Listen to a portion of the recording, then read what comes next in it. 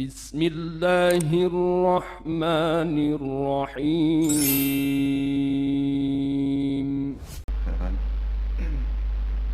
السلام عليكم ورحمة الله وبركاته.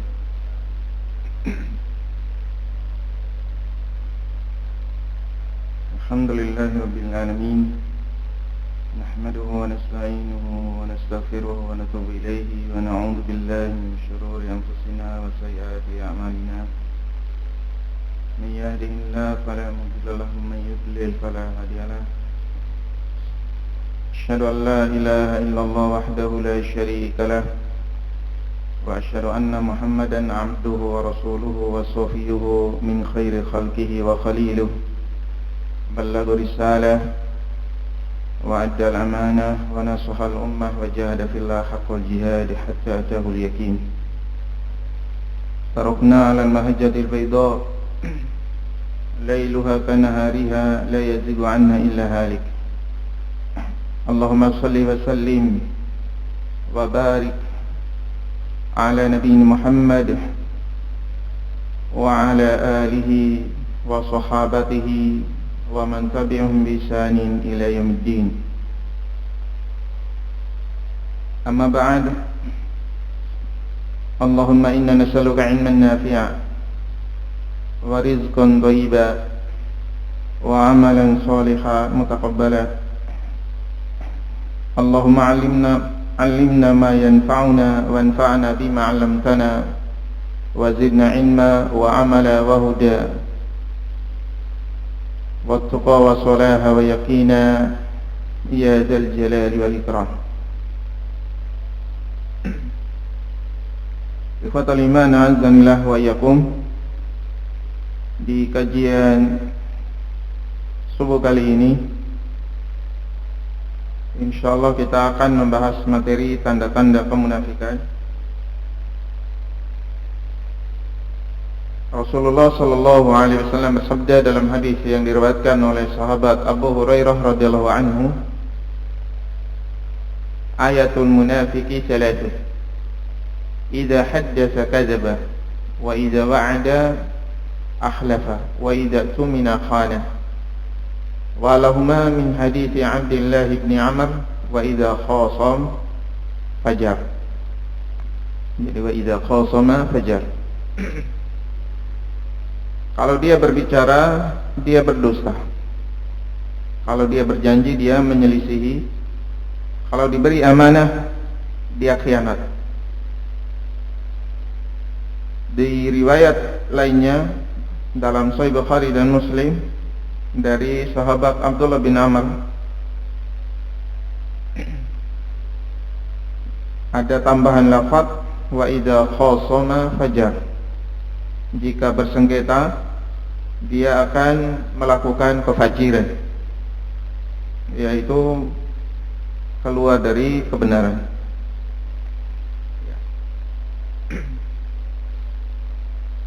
Ikhwatal iman, a'azzanillah wa iyyakum.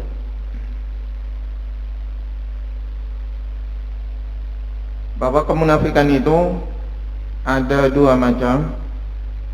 Yang pertama yaitu nifaq akbar, yang kedua nifaq amali. Nifaq akbar atau nifaq besar, maka perbedaannya, nifaq akbar ini mengeluarkan pelakunya dari Islam. Ya, jadi sebenarnya dia itu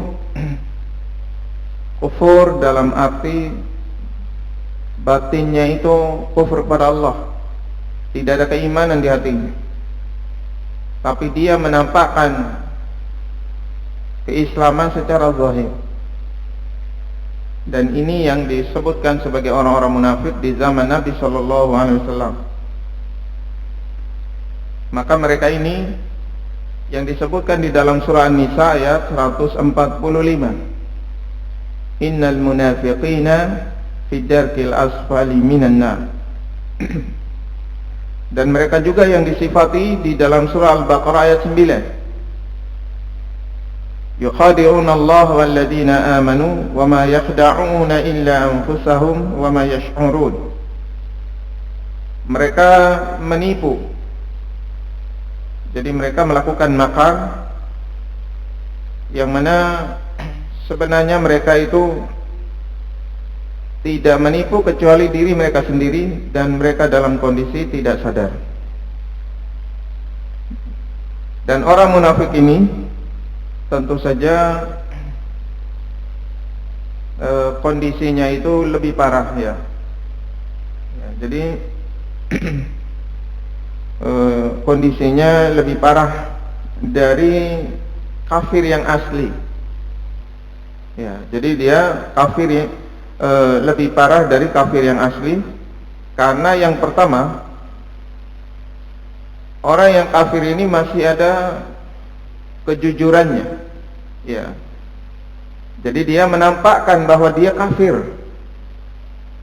Sementara orang munafik ini dia melakukan dua kesalahan. Yang pertama, dia melakukan kekafiran.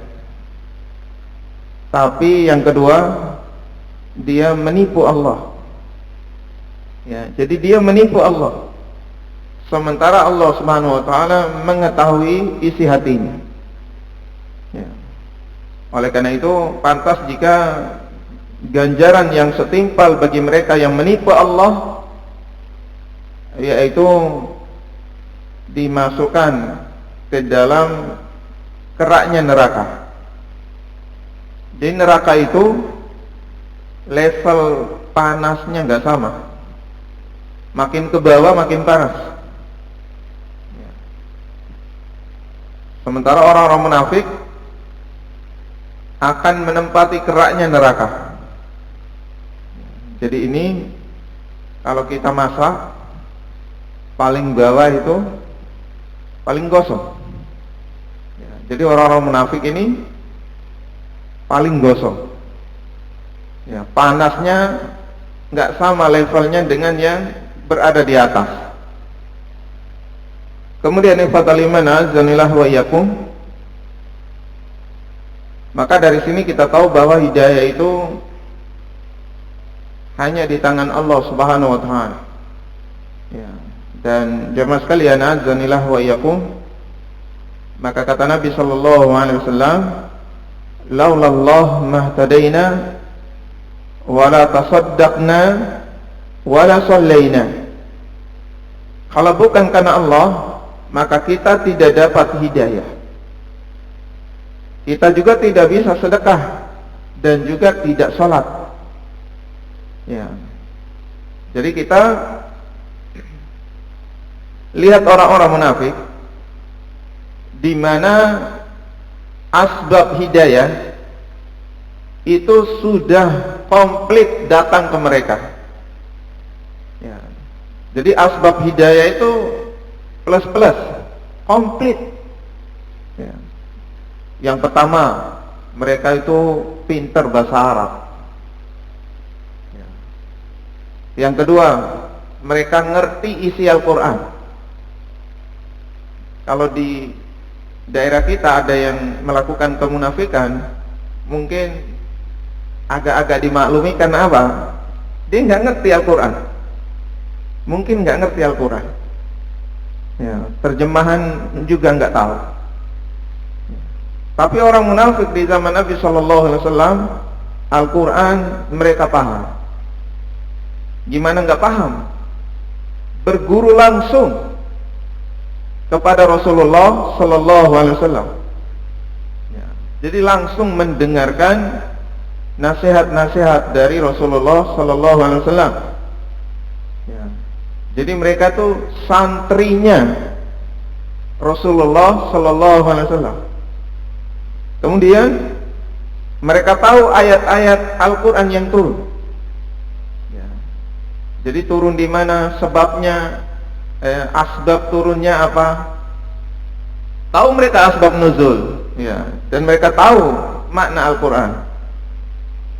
Kemudian mereka melihat langsung mukjizat Nabi Sallallahu Alaihi Wasallam.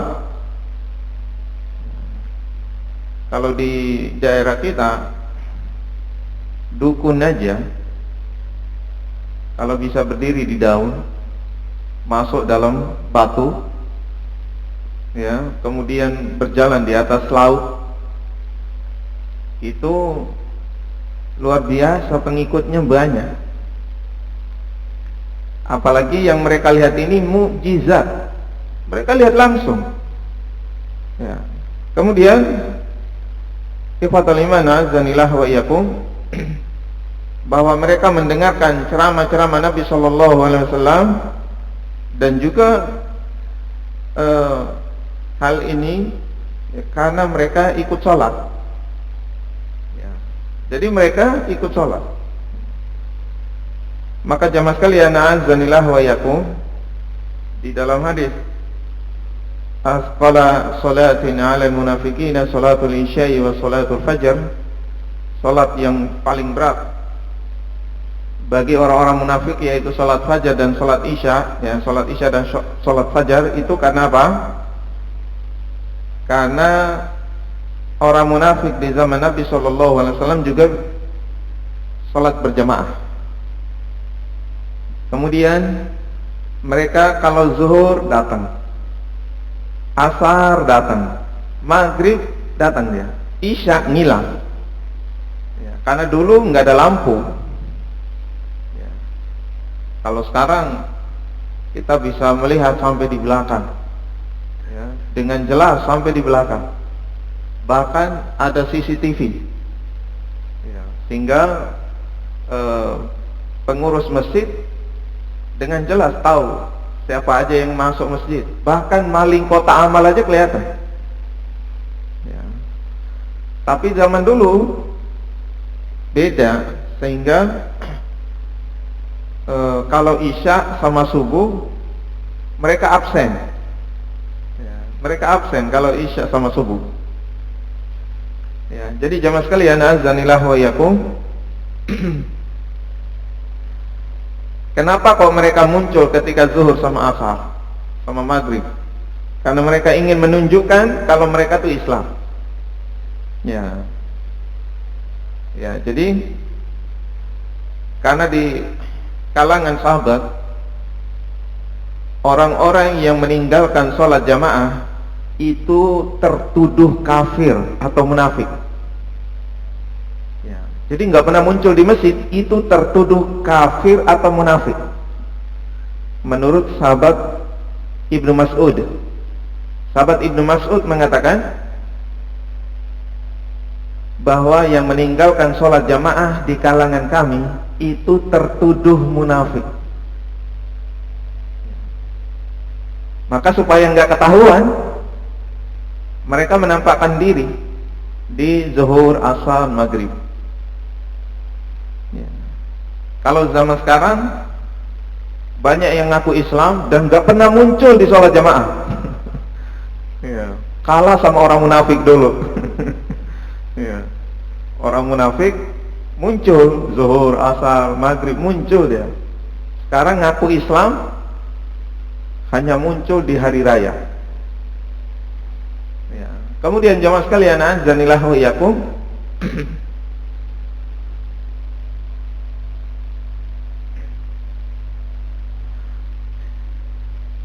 Allah Subhanahu wa taala kemudian menyebutkan sifat orang-orang munafik ketika sholat di surah An-Nisa ayat 142. Jadi surah An-Nisa di situ salah ketik, ya, An-Nisa harusnya double N. Wa idza qamu ila sholati qamu kusala yura'una an-nas wa la yadhkuruna Allah illa qalila. Kalau mereka sholat, mereka sholatnya bermalas-malasan, ya. Mereka hanya riya, jadi hanya pencitraan sholatnya, ingin agar amalan mereka itu dilihat manusia, dan mereka tidak mengingat Allah kecuali hanya sedikit, ya. Jadi ikhwatul iman azanillah wa iyyakum. Adapun al-Imam Ibnul Qayyim rahimahullah menyebutkan di antara tanda sholatnya orang munafik, yaitu selain ciri yang disebutkan di ayat ini, ciri yang lain suka ngulur-ngulur, ya. Jadi suka mengulur-ngulur, kemudian tidak khusyuk, ya, tidak khusyuk ketika sholat. Ya. Kemudian ikhwatal iman, a'azzanillah wa iyyakum. Jadi ayat ini menunjukkan orang munafik juga sholat, bahkan sholatnya nggak tanggung-tanggung, sholatnya berjamaah. Mereka juga zikir, ya, tapi yang mereka lakukan itu hanya pencitraan. Ya. Jadi yang mereka lakukan itu pencitraan tok, gitu. Sementara hatinya itu berisi kekafiran, kekufuran pada Allah. Jamaah sekalian, azanillah wa iyyakum.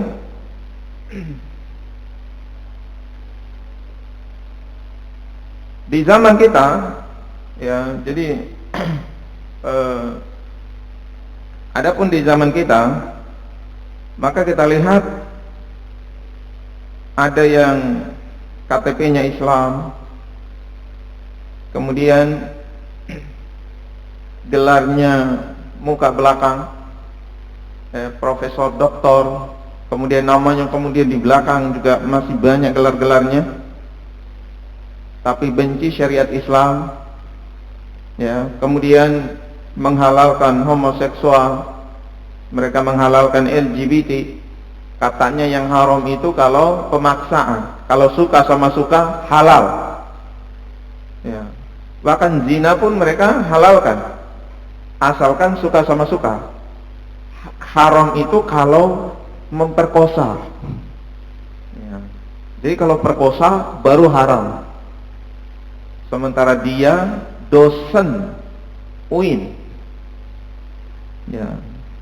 Kemudian hati mereka sebenarnya benci dengan Islam, walaupun KTP-nya Islam. Ya, jadi ikhwatal iman, azanillah wa iyyakum. Maka di sini kita dapati orang-orang munafik itu orang-orang yang beragama, tapi mengejek syariat Allah, mengejek hadis-hadis Nabi Shallallahu Alaihi Wasallam. Ya, walaupun mereka mengaku Islam. Ya. Dan ini adalah kemunafikan jenis yang pertama. Kalau cirinya seperti ini nifaq akbar. Ya, jadi kalau ngaku Islam tapi nggak suka Islam menang, ya, nggak suka dia kalau Islam yang menang. Ya, jadi kalau kabar Islam maju atau orang-orang Islam maju, dia nggak suka. Dia sukanya dengar Islam kalah, Islam nggak maju. Ya. Suka ngebully orang-orang Islam. Ya. Bahkan orang-orang yang teguh dengan agama Allah, yang menjalankan syariat Allah, mereka jadikan bahan olok-olokan. Sunnah-sunnah Nabi Shallallahu Alaihi Wasallam dijadikan bahan olok-olokan. Ya, jadi ini ciri nifak yang jenis pertama, ya, nifak akbar. Adapun nifak amali, maka ini yang kita baca di hadis tadi, ya. Tanda-tanda munafik ada 3, ya. Ayatul munafiki salatun, idza haddatsa kadzaba wa idza wa'ada akhlafa wa idza tumina khana. Ya, dan tambahan riwayat lainnya, wa idza khasama fajar wa idza ahada ghadar. Kalau dia melakukan kesepakatan dengan orang lain, dia mengkhianati kesepakatan tersebut, dan kalau bersengketa dia melakukan fujur, ya, kefajiran. Ya, dan jamaah sekalian, azanillah wa iyyakum, kalau pada diri seorang terdapat 5 tanda ini, apakah kemudian disebut kafir? Jawabannya tentu tidak, ya. Jadi bedakan antara nifak akbar dengan nifak yang amali. Tetap dikatakan dia melakukan nifak amali.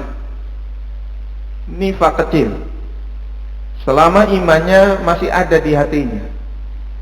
Jadi di hatinya itu masih ada kecintaan pada Allah, kecintaan pada agama Allah, kecintaan kepada Rasulullah sallallahu alaihi wasallam. Ya. Maka ini bukan nifak yang akbar. Ya, jadi bukan nifak yang akbar. Dan jemaah sekalian azanillah wa iyyakum, apa cirinya bahwa dia masih disebut muslim? Karena di hadisnya menggunakan kalimat ija. Ya, jadi di kalimatnya Nabi Shallallahu Alaihi Wasallam menggunakan kalimat ija. Ya, ija kalau dia berbicara dia berdusta, kalau dia janji menyelisih. Ya, ini menunjukkan sifat yang selalu dia lakukan. Maka kalau ada orang Islam yang terkadang kadang-kadang dia berdusta, maka tidak dikatakan sebagai nifak akbar atau keluar dari Islam. Dia hanya melakukan nifak amali saja. Ya, jadi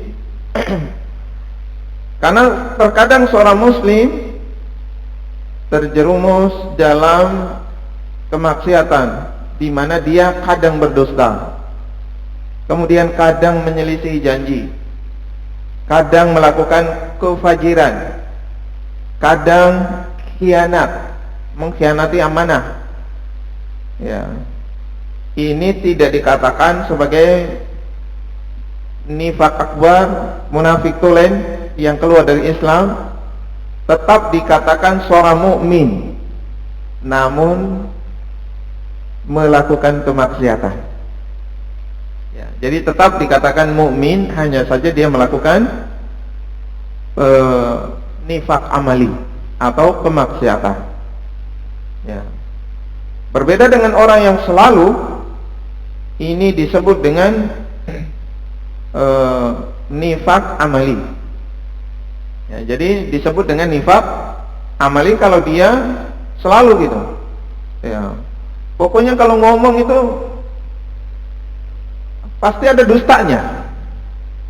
Kalau janji, lihat aja janji-janjinya itu, bentar diingkari. Ya.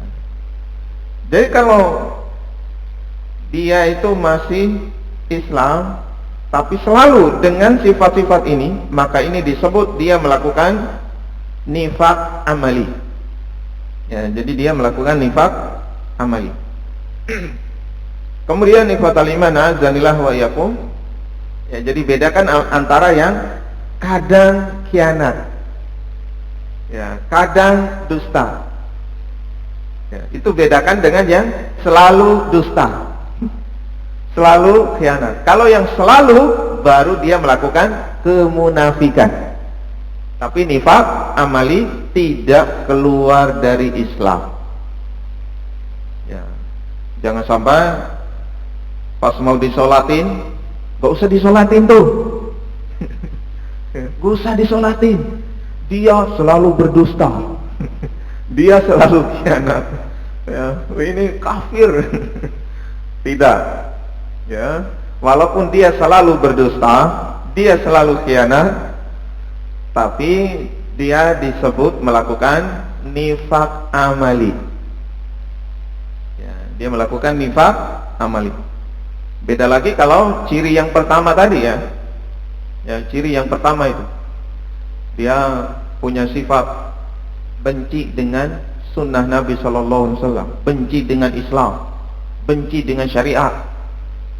Ya, benci dengan syariat. Ya. Subhanallah. Sampai ajaran-ajaran agama dia benci. Ya. Benci dengan hukum-hukum Islam. Ya. Apa itu? Hukumnya sudah tidak relevan, sudah nggak sesuai zaman. Ya. Hukum barbar kata. Ya, disebut hukum barbar. Maling potong tangan dibilang barbar, melanggar HAM. Akhirnya apa? Enak malingnya, masuk penjara, tinggal di kamar ber-AC, dikasih makan negara, begitu keluar duitnya masih utuh. Jadi jemaah sekalian, azanillah wa iyyakum, pembunuh tidak boleh dibunuh, melanggar HAM. Bahkan di Medan itu ada wali kota Medan yang bikin pernyataan, tembak di tempat bagi pelaku begal ya, tembak di tempat itu pembegal itu. Malah datang orang-orang yang katanya melanggar HAM, terus yang dibegal nggak punya HAM. Ya. Jadi fatal iman azanillah wa iyyakum, maka ini mereka suka mengolok-olok aturan Islam. Mereka mengatakan sudah tidak sesuai zaman. Masa zaman sekarang masih harus ada potong tangan, kemudian rajam, ya. Padahal jemaah sekalian azanillah wa iyyakum, Allah Subhanahu wa taala yang menciptakan manusia tentu lebih tahu yang maslahat buat manusia itu apa. Allah yang Maha tahu hukum yang terbaik buat manusia itu apa. Ya. Sama ketika kita mau berobat sakit jantung, sampean ke dukun atau ke dokter? Sakit jantung. Ya. Karena kita tahu dokter ahli jantung yang lebih paham, dan Allah Subhanahu wa taala yang Maha tahu apa sih yang maslahat buat manusia. Ya. Coba kalau yang membunuh dibunuh, ini orang mikir-mikir mau membunuh. Tapi kalau yang bunuh hanya di penjara, duitnya banyak, bisa keluar, seenaknya saja dia menghilangkan nyawa orang. Ya. Maka jamaah sekalian azanillah wa iyyakum, Sambo bebas lagi. Ya. Sambo dibunuh nggak jadi kayaknya. Subhanallah. Ya. Maka jamaah sekalian azanillah wa iyyakum, coba kalau pembunuh dibunuh, negara ini akan aman. Ya. Tapi kalau yang bunuh cuma di penjara, maling cuma di penjara, ya. Koruptor bebas. Ya. Ketawa-ketawa aja koruptor. Ya. Jadi jamaah sekalian azanillah wa iyyakum, bahwa orang-orang munafik, ya, mereka suka mengolok-olok syariat Allah Subhanahu wa taala. Ya, jadi mereka jadikan agama Allah Subhanahu wa taala sebagai bahan candaan saja. Damai. Ya, sudah ada perjanjian damai. Maka orang muslim ini tidak akan mencium bau surga. Lam yarih raihatal jannah. Tidak akan mencium bau surga. Ya, dan di Indonesia ini kita sudah melakukan perjanjian dengan orang kafir. Ya, perjanjiannya apa? Untuk sementara waktu kita pakai Pancasila. Ya, itu perjanjian oleh nenek moyang kita dulu. Jadi kalau mau diingkari, itu harus ada perjanjian yang baru dulu. Ya, itu pun kalau umat Islam kuat. Sekarang umat Islam terpecah-pecah. Ya, bahkan mudah untuk dipecah belah.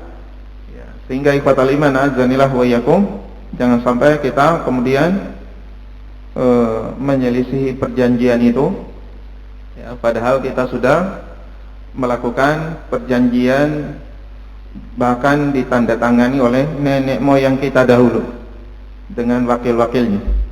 Jemaah sekalian azanillah wa iyyakum, yang kelima, kalau diberi amanah maka dia berkhianat. Ya, jadi kalau diberi amanah dia berkhianat. Nabi SAW mengatakan wa idza tumina khan, kalau diberi amanah dia berkhianat. yaitu ketika diberi titipan misalnya, maka kemudian titipan tersebut ternyata salah dipergunakan. Ya, dititipi kunci rumah, rumahnya dikontrakin. Dititipi motor, motornya dipakai nge-grab. Ya, tanpa izin. Ya, maka ikhwatal iman azanillah wa iyyakum, ini sama ini. Apalagi titipan-titipan yang lebih. Ya, yang nitip banyak. Ya, yang nitip se-Indonesia. Ya, melalui pemilu. Ya, jadi yang nitip sebontang. Ya, semuanya nitip ke wali kota. Seprovinsi nitip amanah ke gubernur. Se-Indonesia nitip amanah ke anggota DPR, kemudian presiden. Kalau dia tidak melakukan, tidak menunaikan, berarti dia berkhianat. Ya, dia berkhianat. Ya, maka ini ciri orang munafik. Maka ikhwatal iman azanillah wa iyyakum, hati-hati tentang amanah.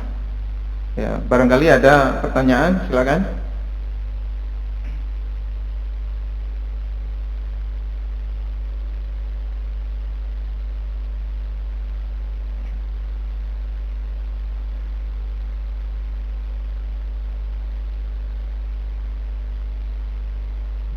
Silakan Bapak Ibu, Ibu-ibu ada yang mau tanya? Bapak-bapaknya bisa Ustaz Subilin. Ustaz Subilin? Pak Susito sini.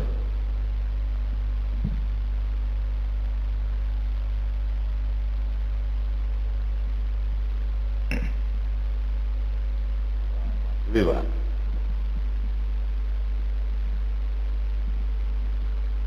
Assalamualaikum warahmatullahi wabarakatuh. Waalaikumsalam warahmatullahi wabarakatuh. Ya, terima kasih Ustaz.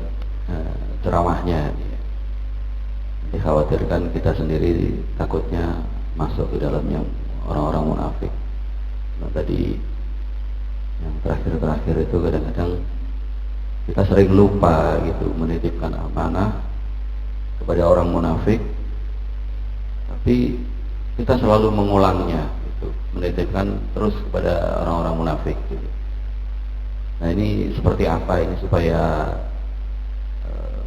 rakyat atau terutama umat Islam gitu ya bisa sadar bahwa kalau menitipkan amanah itu ya jangan hanya berpikir sesaat gitu, supaya amanah yang dititipkan rakyat khususnya umat Islam itu bisa dilaksanakan amanahnya. Kira bagaimana menyadarkan masyarakat yang seperti itu Ustaz? Terima kasih. Assalamualaikum warahmatullahi wabarakatuh. Barakallahu fikum. Bahwa keadaan pemimpin itu tidak jauh beda dengan keadaan masyarakat. Ya, nggak jauh beda itu. Kalau masyarakatnya suka terima sogokan, ya, itu nggak jauh-jauh nanti. Yang diangkat jadi pemimpin tuh yang suka korupsi. Ya, jadi kalau masyarakat suka terima sogokan, maka yang terpilih tidak jauh-jauh yang hobi korupsi atau yang hobi menzolimi masyarakat. Ya. Walaupun slogan-slogannya peduli wong cilik. Ya. Jadi walaupun slogannya peduli wong cilik. Ya. Tapi karena masyarakat bersekongkol, ya, menerima sogokan, akhirnya Allah Ta'ala mengangkat pemimpin yang tidak peduli dengan wong cilik. Ya. Oleh karena itu jemaah sekalian azanillah wa iyyakum, sebenarnya mereka itu bisa terpilih karena masyarakat yang masih hobi disogok. Ya. Sampai orang yang punya gaji cukup saja, gaji UMR lebih dari UMR. Saya pernah ngobrol sama dia. Dia bilang gini, kalau saya sih terserah siapa yang ngasih duit. Ini karyawan loh ya, yang ngomong ke saya ini karyawan. Gimana dengan masyarakat bawah yang susah nyari duit? Tentu mereka lebih tergiur lagi. Ya, yang gajinya UMR aja ngomong begitu. Padahal ini jelas. Ar-rashi wal murtashi finnar, yang menyogok dan disogok dua-duanya di neraka. Terus kalau terlanjur udah terima gimana? Ya kasih ke orang miskin di sebelah. Ya. Tapi sobek namanya. Ya, namanya disobek. Ya, mungkin dia ngasih baju atau apa, kaos mungkin, namanya disobek, biar nggak ketahuan. Ya, atau ngasih uang, ya, amplopnya ganti. Ya, jadi ini ada titipan, bilang aja ini ada titipan, nggak usah kasih tahu ini dari si ini nomor urut sekian. Ya, jadi itu uang haram, ya, uang haram. Ya, jamaah sekalian azanillah wa yakum, ketika masyarakat masih suka makan uang haram, jangan harap yang kepilih pemimpin yang adil dan amanah. Jangan harap. Ada yang lain? Silakan. Silakan Bapak, Ibu, ada yang lain lagi? Ya, Mas Agus. Waalaikumsalam.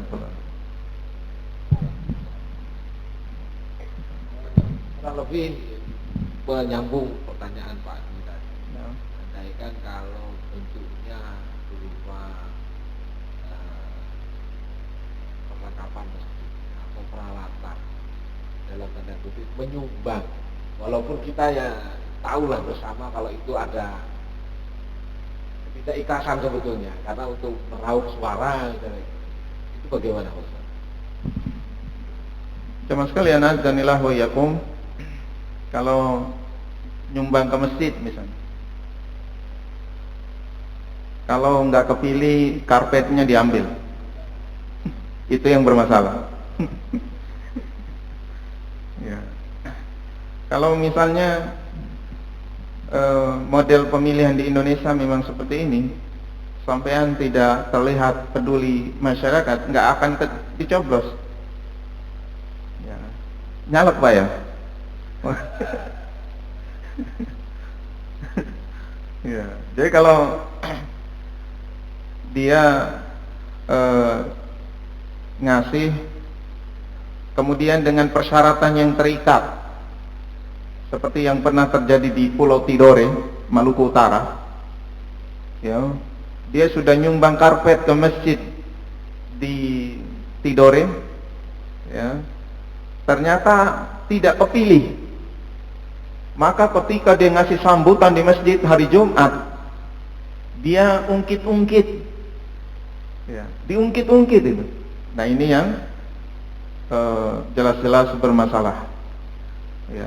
Dan masyarakat yang cerdas harusnya bisa melihat track record, ini nyumbang karena dekat pemilu atau memang orangnya dermawan dari dulu. Kan ada yang nyumbang ke bencana, setiap bencana dia ada itu. Setiap bencana mereka selalu muncul. Beda dengan yang dekat pemilu, dekat pemilu baru dia muncul. Ini kalau masyarakat pintar pasti bisa membedakan. Ya, maka jamaah sekalian azanillah wa yakum, termasuk yang nyumbang ke masjid, ya, masyarakat yang cerdas, insya Allah bisa membedakan. Ini orang sering nyumbang dan orang memang aslinya dermawan, atau karena dekat pemilu. Ya, jadi ikhwatal iman azanillah wa yakum, kalau dia nyumbang kemudian enggak kepilih, karpetnya diambil, itu yang bermasalah. Wallahu a'lam.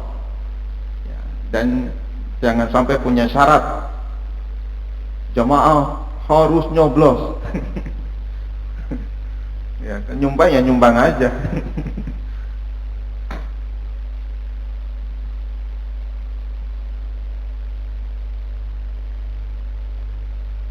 Jamaah rahimakumullah, saya kira karena kita dibatasi dengan waktu untuk kajian Ahad pagi hari ini, kita cukupkan sekian dan terima kasih Ustaz Asdinawi yang telah berkenan memberikan tausiah yaitu tanda-tanda kemunafikan.